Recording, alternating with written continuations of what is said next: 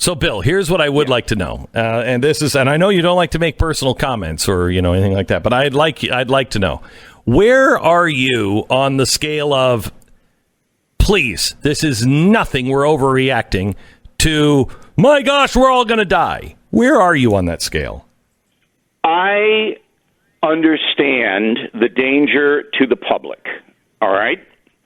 So when you have a virus that's invisible and spreads quickly through airborne, which means droplets in the air, you have to take extraordinary measures. You have to. All right. That's where you start. You start there. Now, what are the extraordinary measures? So just this morning, I got up, I went out, I filled my car up with gasoline. Okay. So I have a full tank. I went to the dog food place because I don't want the dog to starve. And the dog, Beck, you're not going to believe this, but the dog does not know how to open cans on her own. She can't do that. My dog does. Yeah, my dog does. My dog looks at the can, can't figure out how to open it. So I get the dog food for the next 3 weeks, so I don't have to worry about the dog. Then I go to Walgreens, all right, to get a birthday card, because birthdays don't stop in the middle of the pandemic. I get the card. Now, you could do all this online. Just go ahead. Yeah, you see the guys. That's ridiculous. Yeah. I see my guy at Walgreens. I wave to him. I go, got any toilet paper? No, we won't have any until the year 2030. I said, okay, good. Got it. Good. And goodbye. Then I go to the bagel place. All right? And I get a couple of bagels. And then I come home to talk to you. So that's exactly what I did. And then when I came home, I washed up. I did wash up because I had the gas nozzle, I had the Walgreens door, so I washed up. I washed up nice. And now I'm clean talking to you. Right, okay. So you're just saying, I'm not really changing anything in my life. Are you still going out to eat and things like that, or can you in Long Island? You can't do that in New York. You can't go to a restaurant. You can do takeout, and since I don't know how to cook, and I got to do takeout or I die. Got it. So takeout is all right. I talked to my doctor. I said, "Is there any danger of the takeout?" And look, it's so remote that if you want to starve yourself, go ahead. But I would eat the takeout, which is what I'm doing. So look, otherwise you might have to eat the dog. The question, though, is an important question for all Americans listening today. So you're in the middle of this thing. There is fault here, and we'll get to that, I hope, a little bit later on, whose fault this is, because there is fault. But no one can do anything about it. So de Blasio, the mayor of New York City, comes out and says, I want the military in the city. This is what he says today. All right? And I support that as long as they arrest de Blasio. If the military can go and arrest him, I support. I think they'd like to. Now, there are 4,000 cases in a city of 8.5 million. All right? 4,000 cases. There will be more. All right? And then you've got a packed city. I don't live in a city. I live 20 miles outside the city. You got a packed Not far city. enough. People live on one another. So that's a dangerous situation. It is. Yeah. You got to be careful. But that city will people don't have any idea how dangerous that city is. You have 8 million people living in a very small area. Yeah. And nobody has food. You don't store food there. You just go get it. If everything's closed, that city is a ticking time bomb. That's true. The National Guard should be there. Closed. Look, closed is California. This gets me. Oh, we want you to shelter in place. That is the most annoying phrase. It's worse than at the end of the day. What? Shelter in place. Why? It's just annoying. It's San Francisco annoying. All right? Okay. If you want me to stay in the house, tell me to stay in the house. I don't want to shelter in place. Right, okay. All right. Okay. So what are your thoughts on the government coming out, not the government, the state governments coming out and saying, You must close your business in Oklahoma, of all places. They're telling people to call the state government and report if anyone is still doing business. You don't have a right to do that. What are your thoughts on? But right. You lose because and I looked this up because BillO'Reilly.com does this. All the precedents of the legal rulings always put public safety ahead of constitutional rights. Thereby, politicians have the right to declare martial law. They have a right to quarantine. They have a right to stop people coming and going. Do you realize there's a county, a beautiful county in Colorado, San Miguel County, that's Telluride, 8,000 people. You can't go there. They will stop you. They don't want anyone coming into the county at all. No human beings can come in. Now, that's clearly unconstitutional. But if you challenge it, number one, the judges wouldn't show up to hear it because they're all in the basement hiding. And number two, you would lose on public safety. So that's what's happening. So are you concerned at all about any of the constitutional rights? Like, for instance, there's only one guy in Washington, D.C. that is an FFL dealer, a guy who can sell guns. Only one. Because apparently years ago the city screwed him, and so they made him some stupid promise that you're going to be the only one that could sell guns. Well, he won't sell guns now. I mean, how do you feel about things like that? Where long run, and I'm always a long run guy. I think this is over by June. All right, I could be wrong on that, and maybe I'm irresponsible putting forth that opinion. But if I'm looking at what happened to China, and China's totalitarian, so they just shut Wuhan province down. Talk about nobody in, nobody out. I mean, the army just shut it down. Well, they don't have many new cases over there in the whole country. So it looks to me like this is a 2-month ordeal.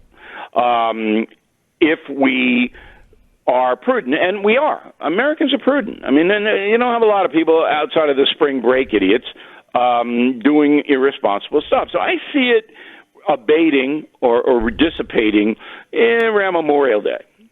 But the Second Amendment is stronger, will emerge stronger, much stronger than it was before the pandemic. And there are a lot of things like that. All right? The financial community is going to be in a little trouble. People are going to reevaluate whether they buy stocks. So you buy stocks, you hold on, they go up for 3-4 years, you're happy, and in one day it's gone. You got to think about it. So I want to start that. We're going to take a quick break, and then I want to come back to that because there's some real problems, Bill, that I don't know how you combat and how do you, I mean, what's the world look like we're doing this for 3 months from now. Most small businesses have about 45 days of survival. How do you help them? What is the world going to look like? We go to him in just a second. Back with Bill O'Reilly. First, let me tell you about the Hustler Turf zero-turn lawnmower. I have to tell you, I wanted to mow my lawn so badly yesterday. It's been raining, so I couldn't. But man, I'm ready to get out and mow the lawn, and I love my Hustler Turf. I got it a couple of weeks ago, and it is. I mean, my son and I, yesterday, we were fighting over it. No, I want to do it. No, I get to do it. It changes the way you look at your lawn and mowing the lawn because it dramatically reduces the time. I mean, dramatically. And it's a pleasure to do it. I like getting out and being by myself. I don't like mowing my lawn in the heat. But yesterday, it was perfect temperature. I'm like, yeah, that's great. Otherwise, hey, boy, go mow the lawn. If you're looking for a lawnmower, the place you have to go is hustlerturf.com. I want you to look at these, check out all the other lawnmowers and everything else. This will be the last one you buy for the rest of your life. It is built to last. These are the people who pioneered all of this technology back in the 60s. They've been making them for big industrial kind of lawnmowers. And about, 5-8 years ago, they started to make them for the home. And they've exploded. You might not have heard of them, but they're the best. HustlerTurf.com. Call them right now or just go to that website. Enter my name, Beck, in the box for warranty offer details because they're going to give you an extra year warranty. It's at HustlerTurf.com. That's HustlerTurf.com. After the 100th time scrolling through your feed today, maybe you need some new reading material to get you through the quarantine. Please. We gotcha. Glenn Beck has a new book called Arguing with Socialists, and you can pre-order it now, wherever books are sold. 10 seconds, station ID.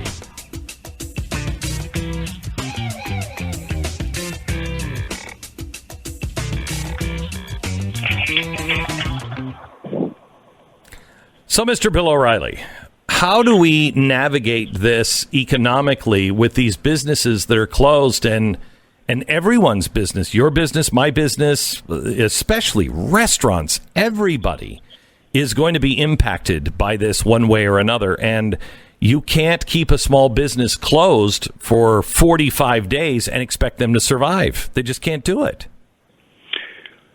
Well, I mean, the federal government is going to reimburse businesses for lost money, lost capital. That'll happen.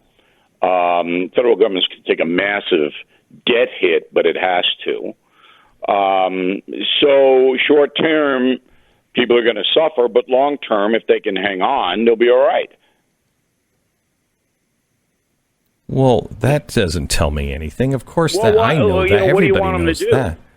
You know, they can't open the businesses and risk an Italy situation. Can't do that. So the federal government is basically saying, look, we're going to reimburse you for your losses by direct payments and tax credits. What else? There isn't any other solution on the face of the earth. Is there? So how do you feel? How do you feel about what the president or what the Fed is doing? Do you have confidence that this is actually going to help us? The Fed has done extraordinary things recently. Yeah, I mean they're pumping capital into the system. I understand the banks are strong because they have not waived any of the. Not. Yeah, I know you disagree. I've been following you on that, but we'll see whether O'Reilly or Beck correct. But they. You can count. I put America. Put your money down on me on this one. You put your money down a lot on Bill O'Reilly. Put your money down on me on this one. Beck, we'll see. But I've been investigating it, and I got to tell you, and I'm thankful for you because once you started to raise this issue, I said, all right, let's check this out. But there hasn't been no waiver of what the requirements are for the banks. They have to have a certain amount of assets there, and they can't go below that. No, they go to prison. No. That has been changed. It changed Monday night. They don't have to have any cash reserves now. No cash reserves. That they used to have 10%. Now this is for banks that have, they're taking money in from depositors. They used to have 10% of that cash on hand. The Federal Reserve wiped that out. That's remarkable, Bill. All right. I'm going to say that, in my opinion, the federal government is doing what it should do at this point to keep the economy from going over the cliff. Now, if this pandemic lasts 6 months, then we'd have to seriously look at what's happening. Reevaluate. Yeah.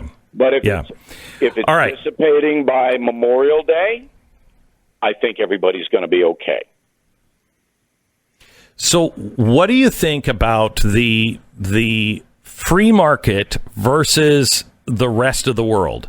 I mean, we're starting to see here in America, the free market is putting things together, and we may even have a possible cure in one drug that's already out on the market now. I mean, the free market seems to be doing a really good thing, but people are coming out. 60% of Democrats are saying they want a private. They want to get rid of private health care more than they did before this. Just as the Second Amendment will be strengthened, the specter of a government-run health care program will be severely weakened if the private sector can come up with medicine to mitigate this plague. Now, yesterday, the president implied they're well on the road to doing that. I don't know if that's true or not. I don't know. But I can tell you that I am hoping and praying, and actually I do physically pray, that the United States does what it's always done. In 1918, we defeated the Kaiser. In the 1940s, we defeated Hitler and Tojo. We then eventually defeated Stalin's Soviet Union. We defeated Al-Qaeda, ISIS, and the Jihad. And now I'm hoping Americans can defeat the coronavirus for the world. Yeah, we will. Because we're taking the lead. Okay? Right. And if that happens, we emerge once again as the world's savior, which is absolutely possible. If you have to say the best of the week and the worst of the week on the coronavirus thing, what would you say it was? The best superstar and villain. As far as I'm seeing, are individual Americans who don't panic, who do the right thing, who buy groceries for their elderly neighbors. Yes. And when we come back from the very scintillating commercials, I'll tell you the worst. Very scintillating. Thank you for that. I'm waiting with bated breath and anticipation to hear what commercial might run next. We'll do that and more with Bill O'Reilly next. You're listening to Glenn Beck. Hey, have you ever been shopping with somebody who is obsessive about clipping the coupons? Yeah, and the whole trip through the store, you're looking at the bulge in their purse. And, yeah, I used to shop with my grandma and my mother. Thank God Tanya doesn't do that. Tanya doesn't do it because she has honey. And I want you to sign up for this. This is a really great thing that will save you an awful lot of money. It's an app, and you just get honey for free at joinhoney.com/Beck. And I've always told you, when it's free, you're the product. Not in this case. Before I said I would do commercials for them, I checked with my wife. Do you use honey? She uses honey. Stu uses honey as well. And you are not the product. They get paid by the companies that are trying to close deals. So when you're going back and forth and looking at something, you're like, I don't know, should I buy this one or this one? You go to the top of that website and you just click honey. It'll show you the savings. It closes the deal every time. So that's who's paying for this. You get it for free, and you're going to save a buttload of money. It works on nearly every online store. Just get it today for free. Joinhoney.com/Beck. That's joinhoney.com/Beck. All right, you can get Arguing with Socialists, Glenn Beck's new book, out April 7th. Also, subscribe to BillO'Reilly.com now.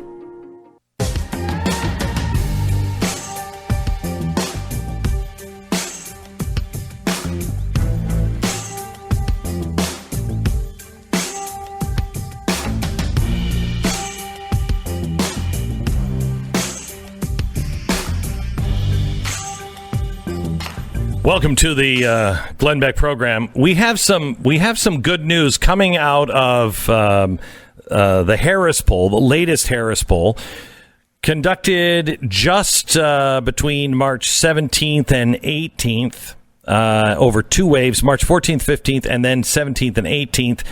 And it shows that 60% in both waves, 60% of Americans are satisfied with how the federal government has handled the coronavirus so far. The president, 56% of the second wave approved of the way Trump has handled COVID crisis, 44% disapproving. This is up 5 percentage points from the first wave, where, his overall approval has gone from 49% to 53%. So it looks like Trump is handling this well, and the American people are starting to see that. Let's talk a little bit about politics here. Bill O'Reilly joins us. It is Friday. Bill, your thoughts on the poll and how the president's doing first. Okay, but then I teased the audience, so I don't want to do that. Oh, yeah. Okay, so let's start there first. I'm sorry, you did. I didn't write that down. I'm sorry. Go ahead. All right. Tease the audience first. Go ahead. In this pandemic virus, outside of the actual illness itself, of course, is the political correct media still peddling garbage that hurts the American people. ABC News correspondent, I think her name is Cecilia Vega. This is the one who said, A lot of people think it's racist if you call it the Chinese virus. All right? Now, I'm sitting there at home going, is this doing me and my family any good at all, Miss Vega? And she didn't do it in an inquisitive way. She did it in a Megyn Kelly prosecutorial way, that you are a racist by using the term Chinese virus, Mr. President. It's sickening. And Disney does that all the time. I mean, they are the most politically correct. It's just outrageous. So that's the worst thing. All right. So now, do you think that, because I think President Trump is just trolling. I mean, when he came out yesterday, I don't know if you saw this, and he came out and they didn't play Hail to the Chief. Instead, do we have that audio of him coming out for the press conference yesterday? Can we play that, Sarah? When he came out and played this while saying China virus, he's just trolling people, don't you think? Yeah, I thought that was a bit over the top. Yeah, that might have been a little. Yeah, it might have been a little over the top. But it's to the White House on the occasion that they solicit my opinion is that this story is not about President Trump or any individual politician. No, exactly right. And I think they've gotten that message. Now, I would have said, in deference to Ms. Vega, the virus from China. That's more precise. And that takes away the stupidity of the politically correct horde. Bill, do you think anyone even cares? This does not do anything. MERS is Middle Eastern, the Spanish flu, the West Nile virus. That's how you define these things. I think they care in the sense that they hate the media. That the media continues to drive nails into its own hands. Exactly right. Exactly right. I think this is because I have talked to a lot of people, just chatting with people, on the phone or whatever, watching what people are saying in social media. They don't care about this. You hit the nail on the head when you said, look, what's the deal? How does this affect my life? Yeah. Everyone knows it doesn't matter at this point. It doesn't matter what you call it. But it matters to Disney. See, that's the overarch. It's not Cecilia Vega. She takes orders. All right? You think it matters because media can't stop. They're addicted to political correctness. Well, in that case, they're actually addicted to Chinese money. I mean, the American market is not the market anymore that these big companies are looking at. They're looking at China. Billions in China with its theme parks and all of that. But I don't believe that's driving it. I believe that Trump hatred continues to drive it. Trump's a racist. Trump's this. Trump's that. And Disney and Comcast and AT&T with CNN, they can't stop. They cannot stop. And it's hurting all Americans because they're not reporting the news accurately. And now... All right, so... Go ahead. No, and now... In the middle of a pandemic, we need accurate reporting, not political correctness. Stop it.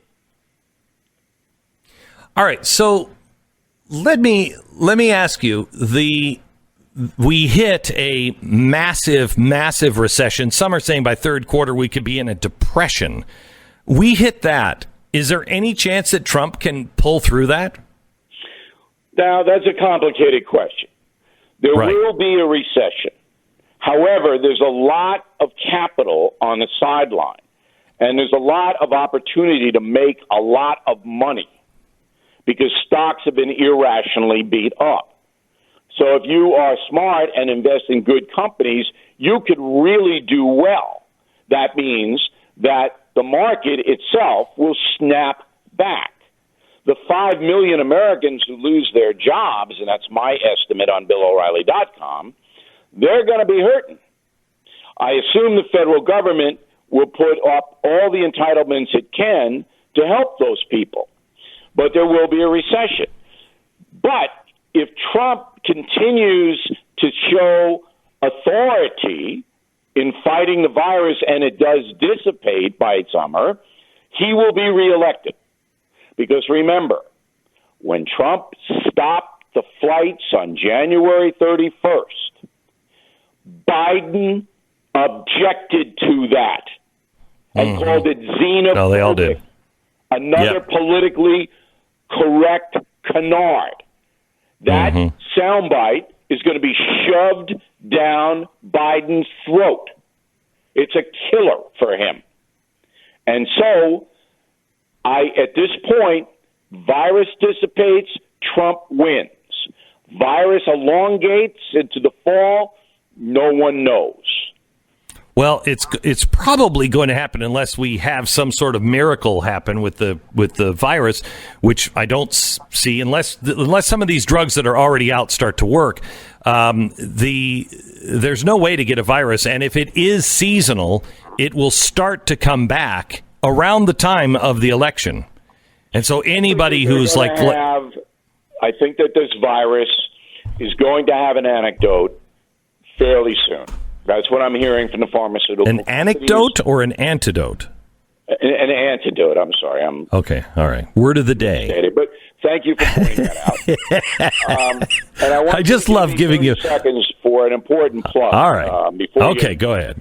Because I know you and Stu make fun of me when I'm off the air. I understand. Never, we actually say nicer things about you when you're off the air. We're really actually nicer to you. So my point is that you are not, you, the American person, being well served by the national media. And I can prove that in 1,000 ways.